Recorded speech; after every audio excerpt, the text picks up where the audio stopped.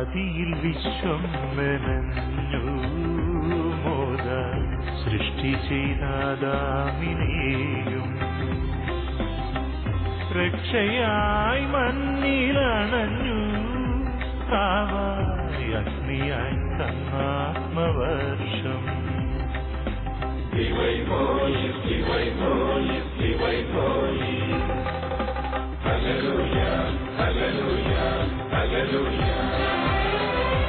Hallelujah ഹോശാന സ്തോത്രഗീതിയ എല്ലാരും വാഴ്ത്തുന്നൊരത്വൈകനാദം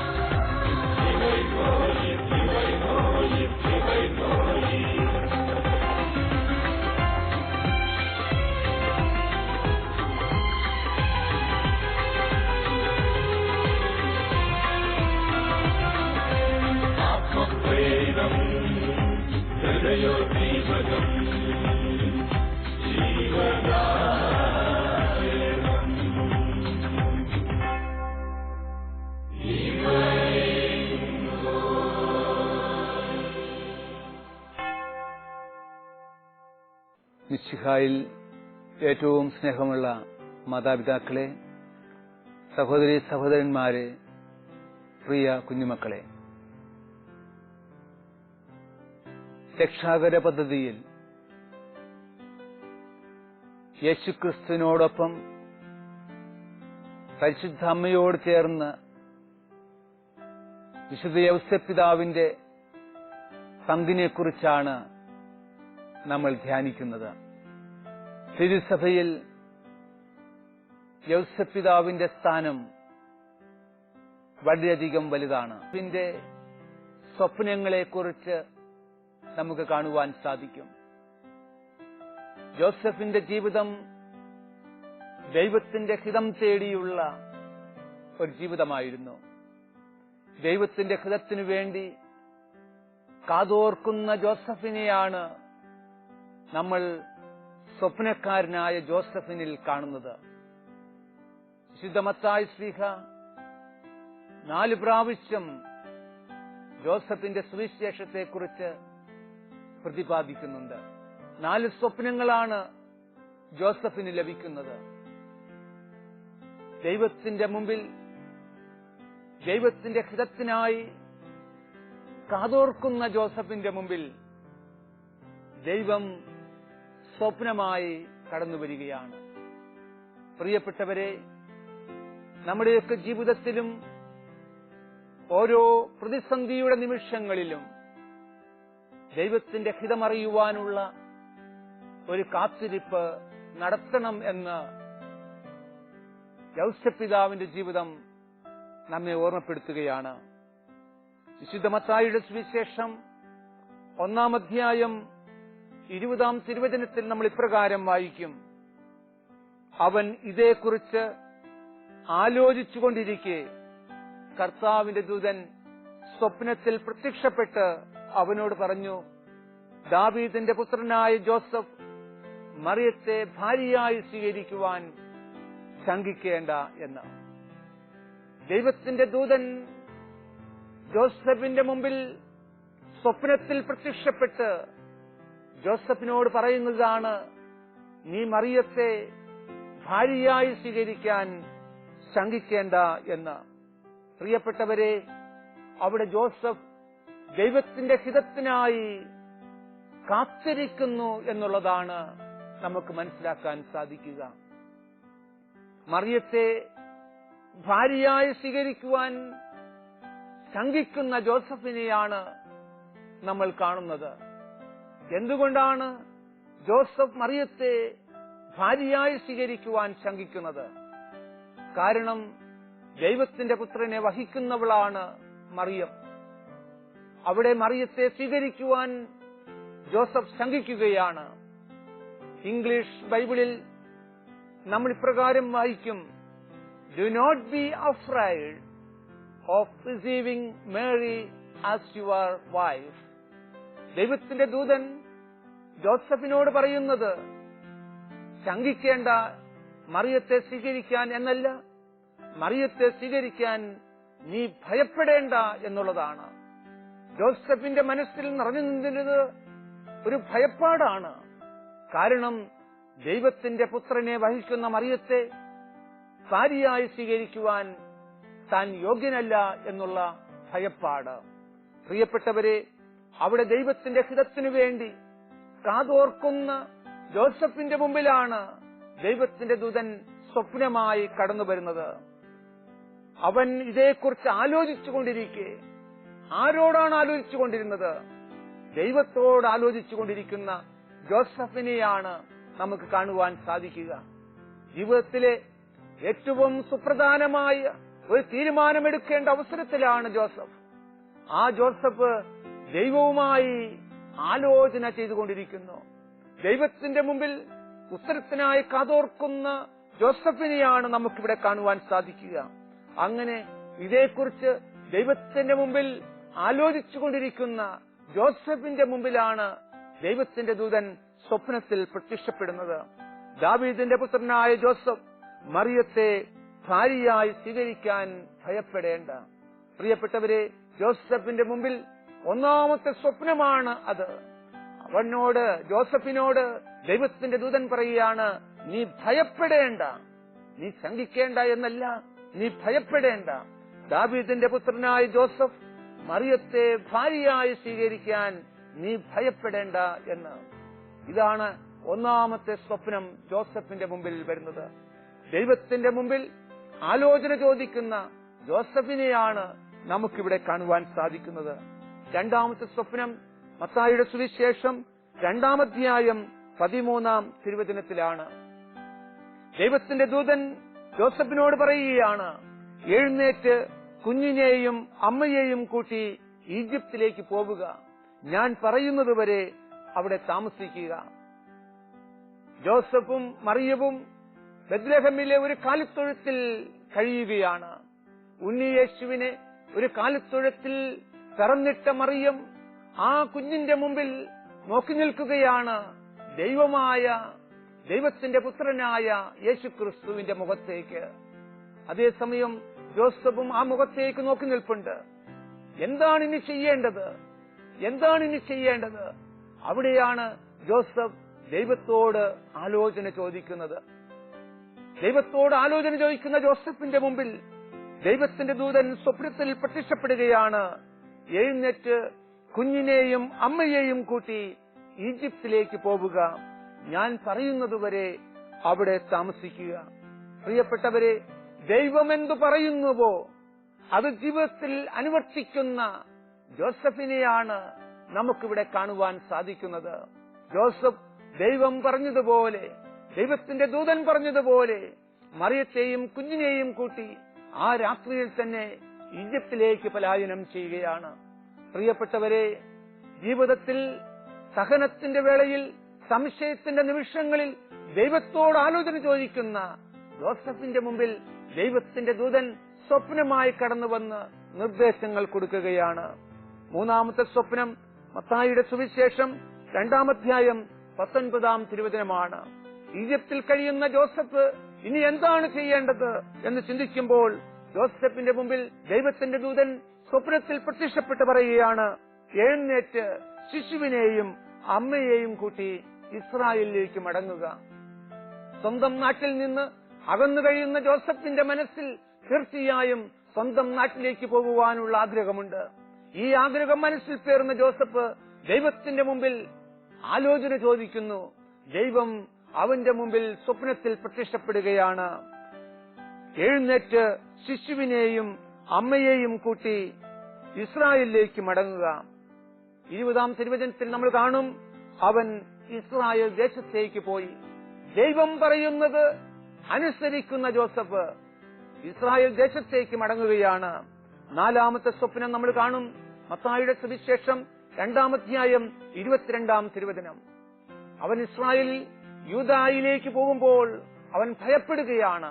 കാരണം ഹെറോദസിന്റെ മകനായ അർക്കലാവോസാണ് യൂദ ഭരിക്കുന്നത് എന്ന് അവൻ അറിയുകയാണ്. അതുകൊണ്ട് വീണ്ടും ദൈവത്തിന്റെ മുമ്പിൽ ആലോചന ചോദിക്കുന്ന ജോസഫിന്റെ മുമ്പിൽ ദൈവദൂതൻ പ്രത്യക്ഷപ്പെട്ട് പറയുകയാണ്, അവനോട് ഗലീലയിലേക്ക് പോകുവാൻ പറയുകയാണ്. സ്വപ്നത്തിൽ മുന്നറിയിപ്പ് ലഭിച്ചതനുസരിച്ച് അവൻ ഗലീലി പ്രദേശത്തേക്ക് പോയി. പ്രിയപ്പെട്ടവരെ, ജീവിതത്തിലെ ഓരോ പ്രതിസന്ധിയിലും ദൈവത്തിന്റെ ഹിതമെന്തെന്ന് അന്വേഷിക്കുകയും സ്വപ്നം കാണുകയും അതനുസരിച്ച് പ്രവർത്തിക്കുകയും ചെയ്യുന്ന യോസേഫിനെയാണ് നാം ഈ സംഭവത്തിൽ കണ്ടുമുട്ടുന്നത്. ജീവിതത്തിലെ പ്രതിസന്ധികളിൽ ദൈവത്തിന്റെ മുമ്പിൽ ആലോചന ചോദിക്കുന്ന ജോസഫിനെയാണ് നമുക്ക് കാണുവാൻ സാധിക്കുന്നത്.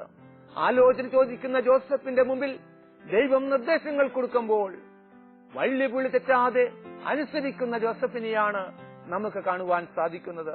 തണുപ്പിലും ഇരുട്ടിലും രാത്രിയിലും ഉറക്കക്കടവിലും തളർച്ചയിലും ജോസഫ് ദൈവം പറയുന്നത് അനുസരിക്കുകയാണ്. അതുകൊണ്ടാണ് ദൈവത്തിന്റെ കൽപ്പനയനുസരിച്ച് ബെത്ലഹേമിൽ നിന്ന് ഈജിപ്തിലേക്ക് പലായനം ചെയ്യുന്നത്, ഈജിപ്തിൽ നിന്ന് ഇസ്രായേലിലേക്ക് മാറുന്നത്, ഇസ്രായേൽ യൂദായിൽ പോകാതെ ഗലീലിയിലേക്ക് പോകുന്നത്. പ്രിയപ്പെട്ടവരെ, ദൈവത്തോട് ആലോചന ചോദിക്കുകയും ദൈവം നിർദ്ദേശിക്കുന്നതനുസരിച്ച് ജീവിതത്തെ മാറ്റിമറിക്കുകയും ചെയ്യുന്ന ഒരു വ്യക്തിത്വമായിരുന്നു ജോസഫിന്റേത്. അവിടെ പരാതിയില്ല, അവിടെ കുറ്റപ്പെടുത്തലുകളില്ല, എല്ലാം സഹിക്കുന്ന സഹനത്തിന്റെ പുത്രനായാണ് ജോസഫിനെ നമുക്ക് കാണുവാൻ സാധിക്കുന്നത്. നമ്മുടെയൊക്കെ ജീവിതത്തിൽ ഒരു ചെറിയ സംഭവം നമ്മുടെ ജീവിതത്തിൽ പ്രയാസകരമായി കടന്നു വന്നാൽ അതിന് കാരണക്കാരായ എത്രയോ പേരെയാണ് നമ്മൾ കുറ്റപ്പെടുത്തുന്നത്. പ്രിയപ്പെട്ടവരെ, ജോസഫിന് ഇവിടെ ആരെയും കുറ്റപ്പെടുത്താനില്ല. ദൈവത്തിന്റെ ഹിതമെന്തെന്നറിയുകയും ദൈവത്തിന്റെ ഹിതമന്വേഷിക്കുകയും ആ ഹിതം അറിഞ്ഞുകൊണ്ട് അത് പ്രവർത്തിക്കുകയും ചെയ്യുന്ന ജോസഫിനെയാണ് നമുക്ക് കാണുവാൻ സാധിക്കുന്നത്. നമ്മുടെയൊക്കെ കുടുംബങ്ങളിലെ പ്രശ്നങ്ങളിലേക്ക് നമ്മൾ കടന്നു ചെല്ലുമ്പോൾ എവിടെയാണ് പ്രശ്നം ആരംഭിക്കുന്നത്? കുറ്റപ്പെടുത്തലിലാണ് പ്രശ്നം ആരംഭിക്കുന്നത് എന്ന് നമുക്ക് കാണുവാൻ സാധിക്കും. മറ്റുള്ളവരെ കുറ്റപ്പെടുത്തുന്ന മനോഭാവം നമ്മുടെ ജീവിതത്തിൽ സ്വായത്തമാക്കുമ്പോൾ ദൈവത്തിന്റെ ഹിതത്തിന് പ്രാധാന്യം കൊടുക്കാൻ നമുക്ക് സാധിക്കാതെ വരുന്നു എന്നുള്ളതാണ്. ദൈവത്തിന്റെ ഹിതത്തിന് പ്രാധാന്യം കൊടുക്കുന്ന ഒരു ജീവിതം നമ്മുടെ ജീവിതത്തിലുണ്ടെങ്കിൽ, പ്രിയപ്പെട്ടവരെ, ജീവിതത്തിലെ ഏത് പ്രതിസന്ധികളിലും ദൈവത്തോട് ചേർന്ന് നിൽക്കുവാൻ, ദൈവം പറയുന്നത് ചെയ്യുവാൻ സാധിക്കുമെന്ന് ജോസഫിന്റെ ജീവിതം നമ്മുടെ മുമ്പിൽ അവതരിപ്പിക്കുകയാണ്. വീണ്ടും ലൂക്കായുടെ സുവിശേഷത്തിൽ 3 ഇടങ്ങളിൽ യോസേഫ് പിതാവിനെ കുറിച്ച് വിവരിക്കുന്നുണ്ട്. ഒന്നാമതായി ലൂക്കായുടെ സുവിശേഷം 2-ാം അധ്യായം 1 മുതൽ 5 വരെയുള്ള തിരുവചന ഭാഗം. അവിടെ രാജകൽപ്പന അനുസരിക്കുന്ന യോസേഫ് പിതാവിനെയാണ് നമുക്ക് കാണുവാൻ സാധിക്കുന്നത്. അഗസ്റ്റസ് സീസറിന്റെ കൽപ്പന പ്രകാരം പേരെഴുതിക്കുവാനായി ഭാര്യ മറിയത്തോടൊപ്പം യോസേഫ് ഗലീലയിൽ നിന്ന് ബെത്ലഹേമിലേക്ക് പോവുകയാണ്. രാജാവിന്റെ കൽപ്പന ദൈവത്തിന്റെ ഹിതമായി അനുസരിക്കുന്ന ജോസഫ്. പ്രിയപ്പെട്ടവരെ, ആ യാത്ര അത്ര സുഗമമായിരുന്നില്ല എന്ന് നമുക്കറിയാം. വളരെയധികം ബുദ്ധിമുട്ടുകൾ സഹിച്ചാണ് പൂർണ്ണ ഗർഭിണിയായ മറിയത്തെയും കൊണ്ട് ജോസഫ് ബെത്ലഹേമിലേക്ക് പോകുന്നത്. രാജകൽപ്പന ദൈവകൽപ്പനയായി സ്വീകരിച്ചുകൊണ്ട് കടന്നുപോകുന്ന യോസേഫിന്റെ ചിത്രമാണ് നമുക്ക് കാണുവാൻ സാധിക്കുന്നത്. രണ്ടാമതായി ലൂക്കായുടെ സുവിശേഷം 2-ാം അധ്യായം 21 മുതൽ 24 വരെയുള്ള തിരുവചന ഭാഗമാണ്.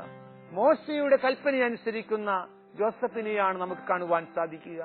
ഉണ്ണിയേശുവിനെ ദേവാലയത്തിൽ സമർപ്പിക്കുന്ന സന്ദർഭം കടിഞ്ഞൂൽ പുത്രന്മാരൊക്കെയും കർത്താവിന്റെ പരിശുദ്ധൻ എന്ന് വിളിക്കപ്പെടണമെന്നും അവരുടെ വീണ്ടെടുപ്പിനായി ഒരു ജോഡി ചെങ്ങാലികളെയോ പ്രാവിൻ കുഞ്ഞുങ്ങളെയോ ബലിയർപ്പിക്കണമെന്നുമുള്ള മോശയുടെ നിയമമനുസരിച്ചാണ് അവൻ അങ്ങനെ ചെയ്തത് എന്ന് വചനത്തിൽ വ്യക്തമാക്കുകയാണ്. പ്രിയപ്പെട്ടവരെ, ദൈവത്തിന്റെ കൽപ്പന, മോശയുടെ കൽപ്പന അതേപടി അനുസരിക്കുന്ന ജോസഫിനെയാണ് നമുക്ക് കാണുവാൻ സാധിക്കുന്നത്.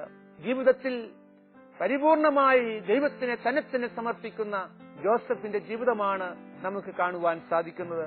മൂന്നാമതായി ലൂക്കായുടെ സുവിശേഷം 2-ാം അധ്യായം 41 മുതൽ 52 വരെയുള്ള തിരുവചന ഭാഗം. യേശുവിലൂടെ വെളിപ്പെടുത്തപ്പെട്ട ദൈവഹിതത്തിന് സർവാത്മന വഴങ്ങുന്ന യോസേഫ് പിതാവിനെയാണ് നമുക്ക് കാണുവാൻ സാധിക്കുന്നത്.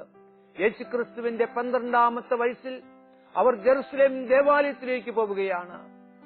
ജെറുസലേം ദേവാലയത്തിൽ കടന്നു ചെന്ന് പ്രാർത്ഥിച്ചതിനു ശേഷം തിരിച്ചു വരുമ്പോൾ യേശു അവരുടെ കൂടെ ഉണ്ടായിരുന്നില്ല. ദിവസങ്ങൾ പിന്നിട്ടപ്പോഴാണ് യേശു നഷ്ടപ്പെട്ട വിവരം അവർ അറിയുന്നത്. അവിടെ യോസേഫ് പിതാവ് ആരെയും കുറ്റപ്പെടുത്തുന്നില്ല. അവർ തിരിച്ച് ജെറുസലേമിലേക്ക് പോവുകയാണ്. ജെറുസലേമിലേക്ക് പോകുന്ന യോസേഫ് പിതാവും മറിയവും ജെറുസലേമിൽ ചെന്ന് യേശുവിനെ കണ്ടുമുട്ടുമ്പോൾ നിശബ്ദനായി യേശുവിനെ നോക്കിക്കാണുന്ന യൗസേപ്പിനെയാണ് നമുക്ക് കാണുവാൻ സാധിക്കുക. അവിടെ യേശുവിനെ കുറ്റപ്പെടുത്തുന്നില്ല, യേശുവിനെ പഴിചാരുന്നില്ല, മറിയത്തെ കുറ്റപ്പെടുത്തുന്നില്ല, മറിയത്തെ പഴിചാരുന്നില്ല. എല്ലാം യൗസേപ്പ് തന്റെ ജീവിതത്തിൽ സ്വായത്തമാക്കുകയാണ്, നിശബ്ദമായി സഹിക്കുകയാണ്. പ്രിയപ്പെട്ടവരെ, ജോസഫിന്റെ ജീവിതം നമുക്ക് ഓരോരുത്തർക്കും മാതൃകയാണ്. ജോസഫ് ജീവിതത്തിൽ വേദനകളെ ജീവിതത്തിൽ സ്വീകരിച്ചുകൊണ്ട് മറ്റുള്ളവർക്ക് സന്തോഷം പകർന്നു കൊടുത്ത വ്യക്തിയാണ്. ജീവിതത്തിലുടനീളം ആരെയും കുറ്റപ്പെടുത്താതെ ദൈവത്തിന്റെ ഹിതം തേടി നടന്നവനാണ്. ദൈവത്തിന്റെ ഹിതം അന്വേഷിക്കുകയും ആ ഹിതം ജീവിതത്തിൽ നിവർത്തിക്കുകയും ചെയ്തവനാണ് യൗസേപ്പ് പിതാവ്. നമ്മുടെയൊക്കെ കുടുംബങ്ങളിലും നമ്മുടെയൊക്കെ ദേവാലയങ്ങളിലും പ്രധാനപ്പെട്ട സ്ഥലങ്ങളിലുമെല്ലാം വിശുദ്ധ യൗസേപ്പ് പിതാവിന്റെ ചിത്രം നമ്മൾ കാണുന്നുണ്ട്. ഒരുപക്ഷെ പലയിടത്തും വാർദ്ധക്യത്താൽ അവശനായ യൗസേപ്പ് പിതാവിനെയാണ് നമുക്ക് കാണുവാൻ സാധിക്കുന്നത്. പക്ഷെ ഇവിടെ നമ്മൾ കാണുന്ന ഈ മനോഹരമായ ചിത്രം, വളരെ ചെറുപ്പക്കാരനായ യൗസേപ്പ് പിതാവിന്റെ ചിത്രം, പ്രിയപ്പെട്ടവരെ, മനസ്സിൽ സ്വപ്നങ്ങൾ കാത്തുസൂക്ഷിക്കുന്ന യൗസേപ്പിന്റെ ചിത്രമാണ് ഇത്. സ്വപ്നങ്ങൾ മനസ്സിൽ കൊണ്ടു നടക്കുന്ന ജോസഫ്, ദൈവത്തിന്റെ സ്വപ്നങ്ങളാണ് ജോസഫ് കൊണ്ടു നടന്നത് എന്ന് മാത്രം, ദൈവത്തെക്കുറിച്ചാണ് ജോസഫ് ചിന്തിച്ചത് എന്ന് മാത്രം. അതുകൊണ്ടാണ് ജീവിതത്തിലെ പ്രതിസന്ധികളിൽ, ജീവിതത്തിലെ പ്രത്യേകമായ സന്ദർഭങ്ങളിൽ ജോസഫ് സ്വപ്നം കണ്ടത്. ദൈവത്തിന്റെ ഹിതമാണ് സ്വപ്നമായി കടന്നു വന്നത്. തന്റെ ഹിതത്തെ മാറ്റിവെച്ചുകൊണ്ട്, തന്റെ ആഗ്രഹങ്ങളെ മാറ്റിവെച്ചുകൊണ്ട് ജോസഫ് കണ്ടത് മുഴുവൻ ദൈവത്തിന്റെ സ്വപ്നമാണ്. ദൈവത്തെക്കുറിച്ചാണ് ജോസഫ് കണ്ടത്. ദൈവത്തെക്കുറിച്ച് കണ്ട ജോസഫ്, ദൈവത്തിന്റെ സ്വപ്നത്തെക്കുറിച്ച് കണ്ട ജോസഫ് ജീവിതം മുഴുവൻ ഒരു ആഹ്ലാദത്തിന്റെ നിമിഷങ്ങളാക്കി മാറ്റുകയാണ്. മറ്റുള്ളവർക്ക് ജീവിതത്തിൽ സഹനങ്ങൾ ഏറ്റെടുത്തിട്ട് മറ്റുള്ളവർക്ക് ആഹ്ലാദത്തിന്റെ നിമിഷങ്ങളാക്കി മാറ്റുന്ന ജോസഫിനെയാണ് നമുക്ക് കാണുവാൻ സാധിക്കുന്നത്. പ്രിയപ്പെട്ടവരെ, ജോസഫിന്റെ ജീവിതം അത്ര സന്തോഷകരമായിരുന്നില്ല എന്ന് നമുക്കറിയാം. പൂർണ്ണ ഗർഭിണിയായ മറിയത്തെയും കൊണ്ട് ബെത്ലഹേമിലേക്കുള്ള യാത്ര ജോസഫിനെ സംബന്ധിച്ചിടത്തോളം എത്രമാത്രം ബുദ്ധിമുട്ടുകൾ അനുഭവിച്ചിട്ടുണ്ട്. തന്റെ പുത്രനെ പ്രസവിക്കുവാൻ വീടായ വീടുതോറും ചുറ്റിയിറങ്ങി ഒരു സ്ഥലത്തും ഇടം കിട്ടാതെ, സത്രത്തിൽ പോലും ഇടം കിട്ടാതെ, അവസാനം കാലിത്തൊഴുത്തിൽ ഒരു പുൽക്കൂട്ടിൽ ആ കുഞ്ഞിനെ അവിടെ കിടത്തുമ്പോൾ ആ പിതാവിന്റെ മനസ്സിലും എത്രമാത്രം വേദന കടന്നു വന്നിട്ടുണ്ട്. നിസ്സഹായതയുടെ നിറവിലാണ് ആ പിതാവ്. തന്റെ പ്രിയപ്പെട്ട ഭാര്യയെയും ആ മകനെയും നല്ലൊരു സ്ഥലത്താക്കുവാൻ പോലും കഴിയാതെ വ്യസനിക്കുന്ന ഒരു പിതാവിന്റെ വേദനയുടെ നിമിഷങ്ങളാണ് പ്രിയപ്പെട്ടവരെ അത്. അവിടെയും ജോസഫ് ആരെയും കുറ്റപ്പെടുത്തുന്നില്ല, ജോസഫ് ആരെയും വഴിചാരുന്നില്ല. തനിക്ക് സ്ഥലം തരാത്ത വീട്ടുകാരെയോ തനിക്ക് ഇടം കിട്ടാത്ത സത്രത്തിലെ അധികാരികളെയോ ഒന്നും ജോസഫ് കുറ്റപ്പെടുത്തുന്നില്ല. പകരം എല്ലാം മനസ്സിൽ ഉൾക്കൊണ്ടുകൊണ്ട്, ദൈവത്തിൽ എല്ലാം സമർപ്പണം ചെയ്തുകൊണ്ട്, ഹൃദയത്തിൽ മറിയത്തെ പോലെ എല്ലാം ഹൃദയത്തിൽ സംഗ്രഹിച്ചുകൊണ്ട് ജോസഫും ജീവിക്കുകയായിരുന്നു. ആ ബെത്ലഹേമിൽ നിന്ന് ഈജിപ്തിലേക്ക് രാഖുരാമാനം പലായനം ചെയ്തപ്പോൾ അതും അത്ര സുഗമമായ ഒരു യാത്രയായിരുന്നില്ല എന്നുള്ളതാണ്. യാത്രയെ ഉടനീളം ജോസഫ് ഒത്തിരി പ്രതിസന്ധികൾ അനുഭവിച്ചിട്ടുണ്ട്. പക്ഷേ ഈ പ്രതിസന്ധികളുടെ മുമ്പിലും ജോസഫ് ദൈവത്തിൽ ആശ്രയം വെച്ച് മുന്നോട്ട് പോയി. വീണ്ടും ജോസഫ് ഈജിപ്തിൽ നിന്ന് ഇസ്രായേലിലേക്ക് കടന്നു വന്നപ്പോൾ, ഗലീലിലേക്ക് കടന്നു വന്നപ്പോൾ അനുഭവിച്ച വേദനകൾ, അങ്ങനെ ജീവിതത്തിലുടനീളം വേദനയുടെ നിമിഷങ്ങളിൽ ആരെയും കുറ്റപ്പെടുത്താതെ ജോസഫ് മുന്നോട്ട് പോവുകയാണ്. നമ്മുടെയൊക്കെ കുടുംബങ്ങളിൽ ഒരു ചെറിയ പ്രശ്നം വരുമ്പോൾ ആരെയൊക്കെയാണ് നമ്മൾ കുറ്റപ്പെടുത്തുന്നത്? ഭാര്യയെ നമ്മൾ കുറ്റപ്പെടുത്തും. നീയാണിതിന് കാരണം, നിന്നെ കെട്ടിയത് മുതൽ എന്റെ ജീവിതം ഇതാ ദുരിതപൂർണമായിരിക്കുന്നുവെന്ന് ഒരു ഭർത്താവ് കുറ്റപ്പെടുത്തുമ്പോൾ ഭാര്യ പറയും, നിങ്ങൾ എന്നെ കെട്ടിയ അന്നു മുതൽ എന്റെ ജീവിതം ഒരു ഭാരമായി തീർന്നിരിക്കുന്നു, ജീവിതത്തിൽ ഒരിക്കൽ പോലും എനിക്ക് സന്തോഷം അനുഭവിക്കാൻ സാധിക്കാതെ വരുന്നു എന്ന് ഭാര്യയും കുറ്റപ്പെടുത്തുന്നു. മാതാപിതാക്കൾ മക്കളെ നോക്കി കുറ്റപ്പെടുത്തുന്നു, നീ ജനിച്ച സമയം മുതൽ ഞങ്ങൾക്ക് സ്വസ്ഥതയില്ല എന്ന് പറഞ്ഞുകൊണ്ട് മക്കളെ കുറ്റപ്പെടുത്തുമ്പോൾ മക്കളും പറയും, ഈ കുടുംബത്തിൽ പിറക്കുവാൻ എനിക്കിടവന്നല്ലോ എന്ന് ദാരുണമായി കരയുന്ന മക്കൾ. പ്രിയപ്പെട്ടവരെ, പരസ്പരം കുറ്റപ്പെടുത്തുന്ന വ്യക്തികളുള്ള കുടുംബത്തിൽ ഒരിക്കലും സമാധാനം കടന്നു വരികയില്ല. പക്ഷെ യൗസേപ്പ് പിതാവിന്റെ ജീവിതത്തിലേക്ക് കടന്നു വരുമ്പോൾ ആരെയും കുറ്റപ്പെടുത്താത്ത, ആരെയും പഴിചാരാത്ത യൗസേപ്പ് പിതാവിനെയാണ് നമുക്ക് കാണുവാൻ സാധിക്കുന്നത്. നമ്മുടെ കുടുംബത്തില് നമുക്ക് വേണ്ടി നൽകപ്പെട്ട നല്ല ഒരു മധ്യസ്ഥനാണ് യൗസേപ്പ് പിതാവ്. പ്രിയപ്പെട്ടവരെ, കന്യാവ്രതക്കാരുടെ കാവൽക്കാരനായി അറിയപ്പെടുന്ന യൗസപിതാവ്, സന്യസ്തരുടെ കാവൽക്കാരനായി അറിയപ്പെടുന്ന യൗസപിതാവ്, നല്ല കുടുംബജീവിതം നയിക്കുന്നവരുടെ മധ്യസ്ഥനായി അറിയപ്പെടുന്ന യൗസപിതാവ്, അങ്ങനെ കുടുംബജീവിതക്കാരുടെയും സമർപ്പിത ജീവിതം നയിക്കുന്നവരുടെയും മധ്യസ്ഥനായ യൗസപിതാവിന്റെ മധ്യസ്ഥം നമുക്കും തേടാം. യൗസപിതാവ് വഴി നമ്മുടെ കുടുംബത്തിലും സമാധാനവും ശാന്തിയും കടന്നു വരട്ടെ. മറ്റുള്ളവരെ കുറ്റപ്പെടുത്തുന്ന മനോഭാവത്തിൽ നിന്ന് നമുക്കും അകന്നു മാറാം. പരസ്പരം സ്നേഹിക്കുന്ന, പരസ്പരം പങ്കുവെക്കുന്ന, പരസ്പരം സപ്പോർട്ട് ചെയ്യുന്ന വ്യക്തിത്വങ്ങളായി നമുക്ക് ഓരോരുത്തർക്കും മാറാം. അങ്ങനെ യൗസപിതാവ് വഴി നമ്മുടെ ജീവിതത്തിൽ കൂടുതൽ അനുഗ്രഹങ്ങൾ ലഭിക്കട്ടെ. യൗസപിതാവിന്റെ മധ്യസ്ഥം നമുക്കും തേടാം.